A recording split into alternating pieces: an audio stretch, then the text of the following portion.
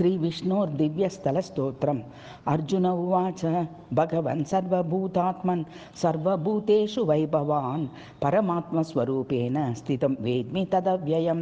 क्षेत्रेषु येषु तेषु त्वं चिन्तनीयो मयाच्युत चेतसः परिधानार्थं तन्माख्यातुमर्हसि।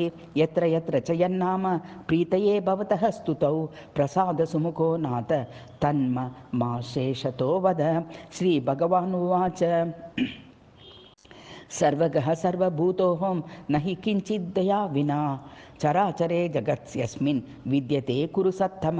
तथापि येषु स्थानेषु चिन्तनीयोऽहमर्जुन स्तोतव्यो नाम वीर्येस्तु श्रूयतां तद्वदामि ते। पुष्करे पुण्डरीकाक्षं गयायां च गदाधरं लोहदण्डेत विष्णुं स्तुवं स्तरति दुष्कृतं।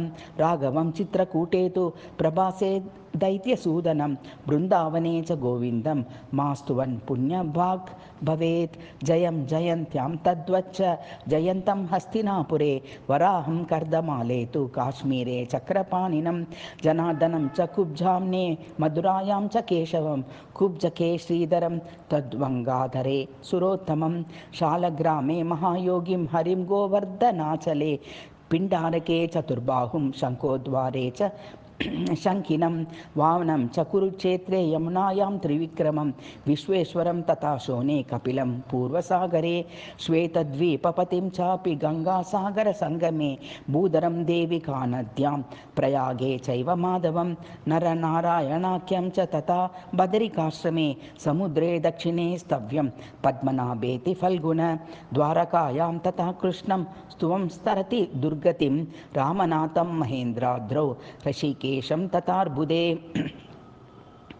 अश्वतीर्थे हयग्रीवं विश्वरूपं हिमाचले नृसिंहं कृतौ शौचेतु विपाशायां द्विजप्रियं नैमिषे यज्ञपुरुषं जम्बूमार्गे तथाच्युतम् अनन्तं सैन्धवारण्ये दण्डकेशार्गधारिणम् उत्पलावर्तके शौरीं नर्मदायां श्रेयःपतिं दामोदरं रैवतके नन्दायां जलशायिनं सर्वयोगेश्वरं चैव सिन्धुसागरसङ्गमे सह्लादौ देवदेवेशं वैकुण्ठं माधवे वने सर्वपापहरं विन्द्ये चोडेषु पुरुषोत्तमं हृदये चापि कौन्तेय परमात्मानात्मनः वटे वटे वैश्रवणं चत्वरे चत्वरे शिवं पर्वते पर्वते रामं सर्वत्र मधुसूदनं नरं भूमौ तथा व्योम्नि कौन्तेय गरुडध्वजं वासुदेवं च सर्वत्र संस्मरे ज्योतिषाम्पितम् अर्चयन् प्रणमन् स्तुन्वन् संस्मरन् च धनञ्जय एते श्वेतानि नामानि नरः प्रापात् प्रमुच्यते स्थानेष्वेतेषु मन्नां माम् एतेषां प्रीणयेन्नरः द्विजानां प्रीणनं कृत्वा स्वर्गलोके महीयते नामान्येतानि कौन्तेय स्थानान्येतानि चात्मवान् जपन् वै पञ्च पञ्चा शास्त्रिसन्ध्यं मत्परायणः त्रीणि जन्मानि यत्पापं चावस्थात् त्रितये कृतं तच्छालयत्यसन्दिग्धं जायते च सतां कुले द्विकालं वा जपेन्नेव दिवारात्रौ च यत्कृतं तस्माद्विमुच्यते पापात् सद्भाव परमो नरः जप्तान् एतानि कौन्तेय सकृच् भूसता समन्वितं मोचयन्ति नरं पापाद्य तत्रैव दिने कृतं धन्यं यशस्यम् आयुष्यं जयं कुरु कुलोद्वः गुहानुकूलतां चैव करोत्याशु न संशयः उपोषितो मरत्परः स्थानेष्वेतेषु मानवः कृतायतनवासश्च प्राप्नोन्यतभिमतं फलम्